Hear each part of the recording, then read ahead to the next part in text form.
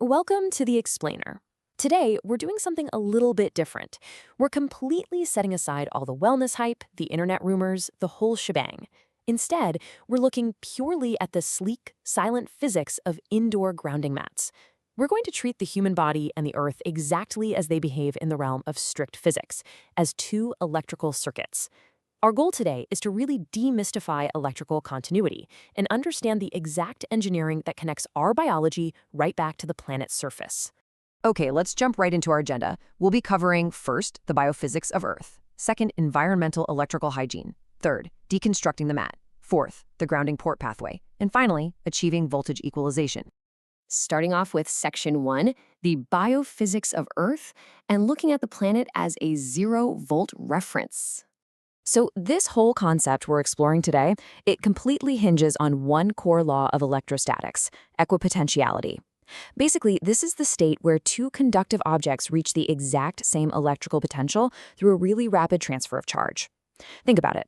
The human body is mostly water and electrolytes, right? We're essentially highly conductive volume conductors. Well, the Earth is also a highly conductive medium. So the strict laws of physics literally dictate that when these two conductive objects touch, they absolutely must balance out and share the exact same electrical potential.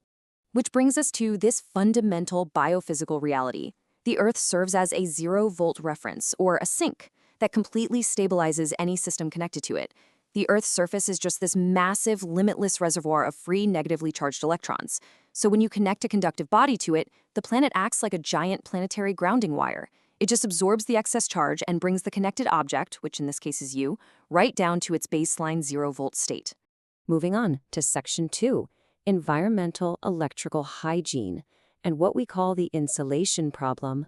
Now, you might be wondering, if the Earth is this perfect zero-volt reference, why do we even need these technological mats in the first place? Well, it all comes down to how we build our modern environments. See, for the vast majority of human history, we were in a grounded state.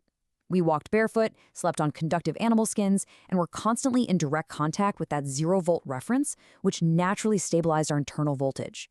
But today, we live in a fundamentally ungrounded state. We are totally physically isolated. We wear rubber-soled shoes, we live on elevated floors, we walk on synthetic carpets. Rubber and plastic are insulators. They completely decouple us from the planet's electrical reservoir. And because we're decoupled, our bodies just become these isolated conductive objects that accumulate ambient voltage from our surroundings. Now, what's really interesting about this slide is that number right there, 60 hertz. Because we're insulated from the ground while we're hanging out indoors, our bodies actually act like biological antennas. We literally pick up these 60 hertz alternating current, or AC, radiating from household wiring, your lights, your Wi-Fi router, your appliances. Our unrounded insulated bodies actually become electrified by these ambient electric and electromagnetic fields. We're basically just floating in a sea of electrical noise without any physical discharge path to clear it. All right, Section 3, deconstructing the mat and looking at the physical interface itself. So how exactly does technology solve this insulation problem? Let's do a quick engineering teardown. To successfully bridge that gap between our skin and the electrical circuit, grounding mats use some highly specific conductive materials. There are really two main ways to do this. The first is weaving pure silver threads directly into the fabric, which you'll usually see in bed sheets. Silver gives you superior conductivity and natural antimicrobial properties, but the downside is its durability is pretty low. It degrades and oxidizes over time, especially when it mixes with sweat and goes through the wash. The second approach, which is what you'll usually see in desk or floor mats, uses carbon-infused polyurethane. Now, carbon's conductivity is moderate compared to silver, but its durability is off the charts. It's non-corrosive, super stable, and it conducts evenly day in and day out. But having the right material is really only half the equation here. To actually complete this bioelectrical circuit, there's some strict physical requirements right at the point of contact. The mat absolutely requires direct skin contact to work at its best. Interestingly enough, a little bit of moisture, like natural skin humidity or even a little bit of sweat, is actually a good thing here. It lowers resistance and improves conductivity. On the flip side, if you're wearing synthetic clothing, like a polyester shirt, that's going to completely block the electron flow and keep you insulated. If you really must have a barrier between you and the mat, you've got to stick to thin, natural fibers like cotton or bamboo to let that electrical conduction happen. Let's move to Section 4, the grounding port pathway, and see how this builds as we trace the circuit to the Earth. Okay, so we've got the mat, we've got the skin contact, but where exactly does the current go from there? Let's walk step by step through the pathway from your body right back to the planet. Step 1. Your skin makes contact with a conductive matte surface. Step 2. The current travels through a specialized snap-on cord. Step 3. That cord plugs directly into the round ground port, the third prong, of a standard wall outlet. That port connects directly to your building's internal equipment grounding conductor. And finally, Step 4, that domestic wiring pathway travels down and terminates safely in the soil outside your house at a conductive copper earth rod. The indoor mat is literally replicating outdoor barefoot contact by piggybacking on standard building architecture. How cool is that? So the crucial point in this entire circuit is a built-in 100,000 ohm resistor. I know, you're probably wondering, wait, is it actually safe to just plug myself into a wall outlet? Yes, entirely. And this little component right here is exactly why. 100 kilo ohms of resistance is precisely engineered to limit the current.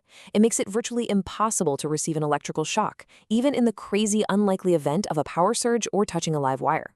But the resistance is still low enough to allow the safe, instantaneous flow of direct current charge to equalize your body with the earth. It's honestly just a brilliant piece of safety engineering. And that brings us to Section 5, achieving voltage equalization, and the biological result. We've traced the physics, the materials, and the wiring. Now let's look at the grand finale, the biophysical outcome. When you make contact with that mat, think of your body and the earth as two connected capacitors. Because you were previously insulated by your floor or your shoes, your body was holding on to a stored static charge. The absolute microsecond that conductive pathway is closed, those two capacitors rapidly balance their potentials. The stored static charge in your body just dissipates instantly down the wire and right into the ground, and the free electrons from the Earth's surface flow up to completely stabilize your internal electrical environment. This equalization leads to something Nobel laureate physicist Richard Feynman famously called the umbrella effect.